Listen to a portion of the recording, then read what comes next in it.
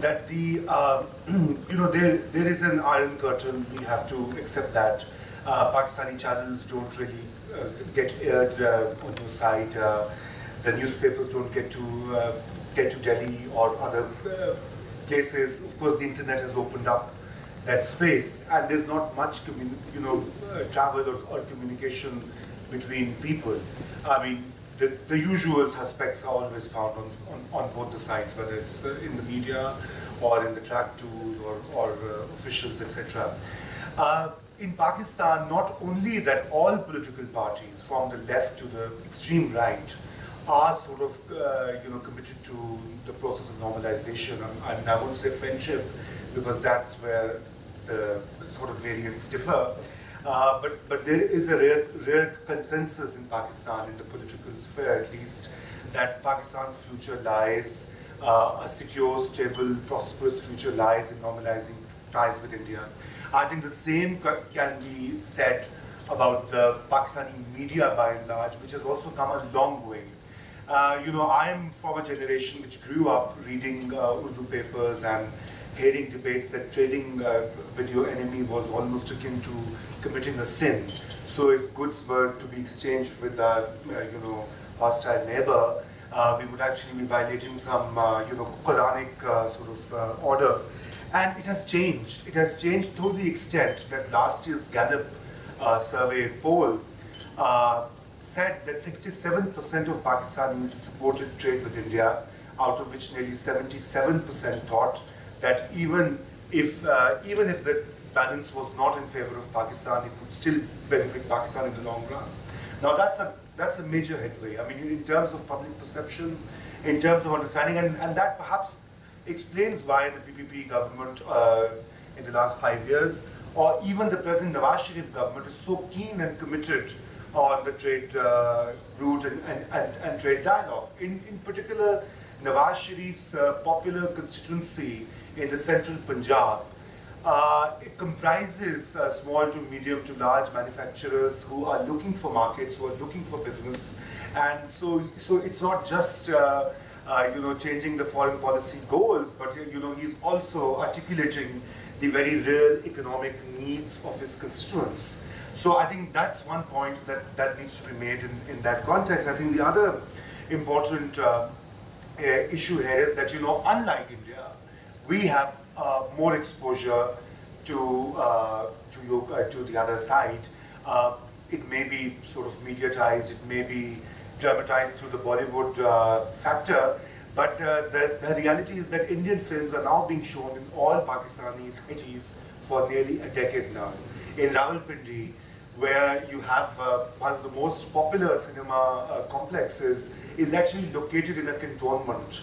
The park is also called Jaina Park, so it's quite ironic and symbolic that in the heart of Rawalpindi, where Rawalpindi is Islamabad, the population of ordinary people throng the cinema houses. It's a cantonment area. The park is after the name of the man whom the conventional nationalism on the other side sort of still vilifies for breaking up the country in '47, and there is more and more sort of exposure to that. If you add further how the internet has played a very major role in the last decade, and social media, that it has broken barriers for the younger population on our side and on the other side as well. I mean, that's one area which has not been studied as much as it ought to be. And my own sort of foray into sort of the world of blogging was largely spurred by the fact that I got so many sort of friends and followers from the other side. So that made my perspective totally different about what I had imbibed from the textbooks or read in the media, heard from others, or sort of gotten the textbook nationalism dose. So I think that whole culture is evolving and changing in Pakistan. I think those signals, unfortunately, are not reaching out to the other side. I'm also a frequent visitor now, not just through the internet, but in the last few years I regularly visit Delhi for work, etc. And I see that how little this information actually kind of crosses the border. Because the public imagination is still rooted, and the Lowy Institute data that I wanted to quote Suhasini, and kind of testifies that nearly 90% of Indians think that Pakistan is a threat due to the terrorism factor, yet 89% think, well, ordinary aam log to bahut achhe hain, it's just a few handful of terrorists. So there's this whole contradiction, evolution of public perception of Pakistan that's also taking place. Now I'd also add a little more the other signals that I've spoken about: the political class, the business lobbies, and how Pakistan's large-scale manufacturers and very powerful business lobbies actually prevailed upon the civil and military leadership in the last 2 years in terms of opening up trade with the neighbor, is also a monumental shift. You have entrepreneurs like Mia Mancha who sit in groups and actually brief the army chief. I mean, these are reported facts. It was not the case earlier. It was not the case earlier, and if I add to that even the military itself, in its public statements, has come a long way. General Kiani, in last 3 important public pronouncements, has not mentioned the Indian threat, quote unquote, that was always the mainstay of our military leaders. On August 14th, while addressing the new entrants into the army at Kabul, he mentioned that Pakistan was facing an internal threat, that terrorism and extremism were the real threats to Pakistan, and we must not always look towards the external enemy, quote unquote. There was another statement that he made in the last quarter last year, and during the election time, while at the height of the Pakistani sort of political populism was arguing for talking to the Tehreek-e-Taliban Pakistan (TTP), General Kiani made a slightly divergent address while addressing the families of the martyrs who have soldiers who have laid their lives in the war on terror, and there are nearly 5,000 to 6,000 of them, if I may add here, because this whole debate on terrorism needs to be located in that context as well, that what Pakistan military is going through, what its middle ranks and junior ranks think of the whole business of terrorism as well. I mean, there are nearly 5,000 soldiers, security personnel, officials who have died in the last 6 to 7 years. And General Kiani said that, those who misrepresent Islam, those who misrepresent the faith, and are the extremists, were the real enemy of Pakistan. Now, these are not just convenient signals in my view. I mean, of course, there's also a debate on the short-term strategic move towards the western border and the fears that Pakistanis may have, real and imagined, with regards to the US. And therefore, India somehow has taken a second or a third position, perhaps in the list of top enemies. But really, there is a societal shift also undertaken. The society is Pakistani society has evolved far more than its state ever wanted it to, or allowed it to. Pakistani women are more and more active in public spheres. Pakistan's public sector universities comprise the majority of students there are women. In Lahore, in Karachi, the biggest public sector universities have 80% female student population. The new figures from Higher Education Commission suggest that all universities, public and private, have 50% women students. These are sea change shifts within the Pakistani society. The world, of course, looks Pakistan through a prism of the Taliban, the TTP, the Afghan issue, the low or high hanging fruits of Siachen, Sir Creek or Kashmir. But truly, Pakistani society is kind of evolving in a different shape. And add to that, nearly 67 to 70% of population being below the age of 29, which also means that they are over the 71 hangover. Like I grew up with the notion that India broke us in 1971. I learned it in school, in textbooks, from teachers. But a lot of young people don't go through that phase of that India breaking up Pakistan or whatever. I mean, they've moved beyond that debate. Similarly, in Bangladesh, where the younger generation is growing up post, I mean, they don't have those immediate memories or bitter memories of Pakistani army's excesses in 71 or the 71 saga, etc. Howsoever it took place. So there's a new discourse in Pakistan which is evolving. There's a new society which is shaping up.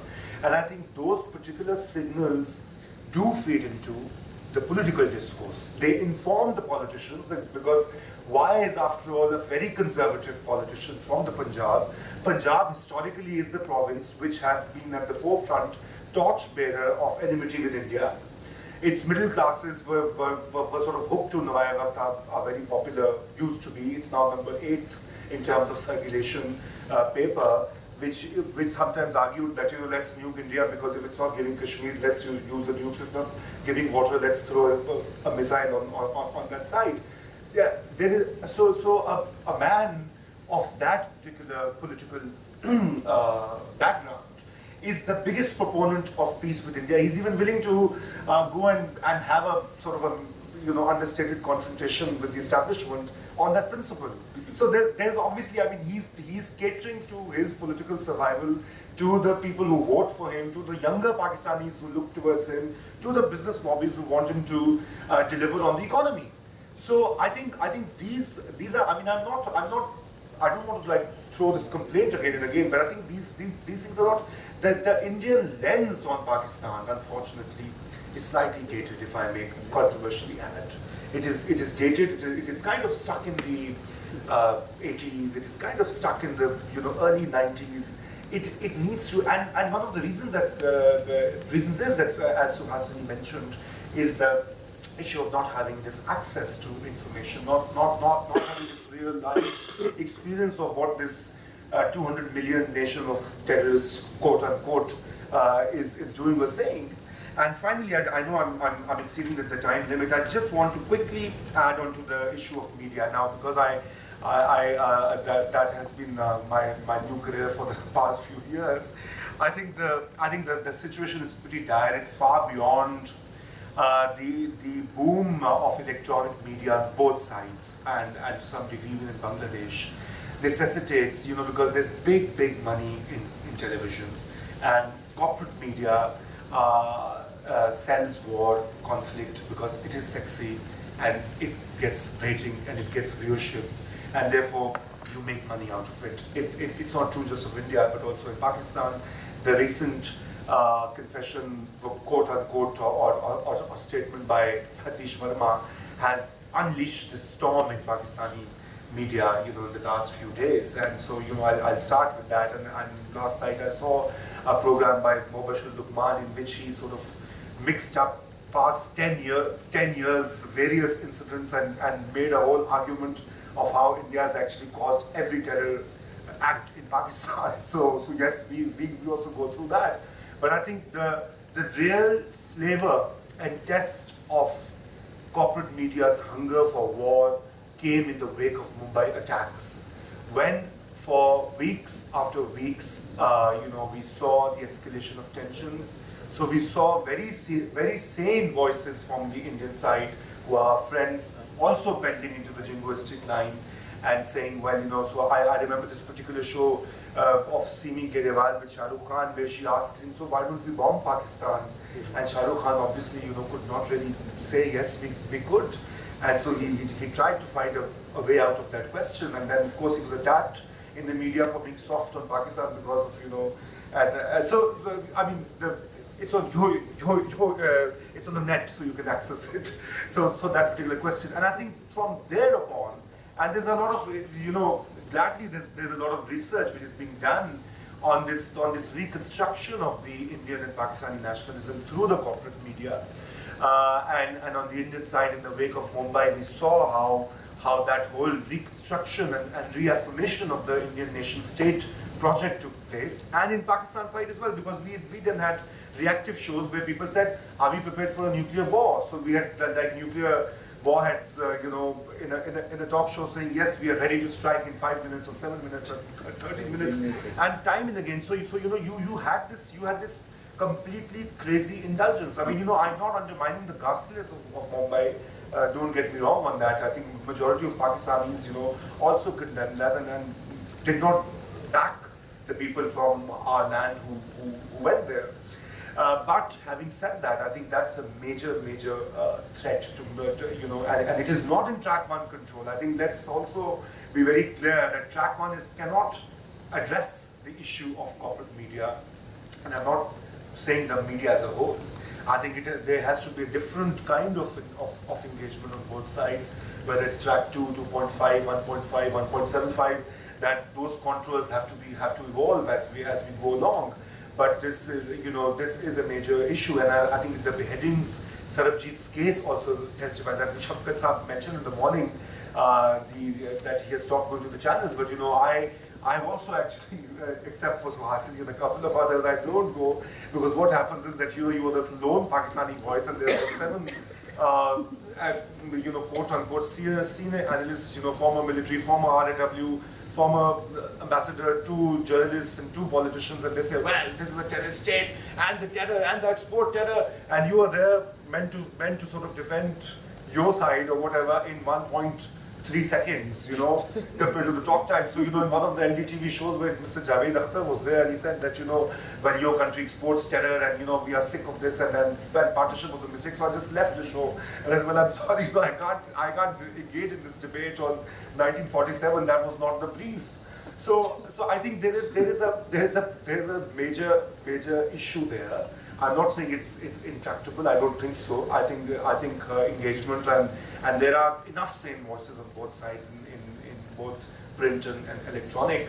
And I think the social media is also another leveler and an important vehicle which can sort of mend what goes into the highly profit-driven jingoism of corporate media on both sides. And so I think that that is the kind of thing I wanted to say about the Pakistani side of discourse, and I think we must not minimize the impact of of culture.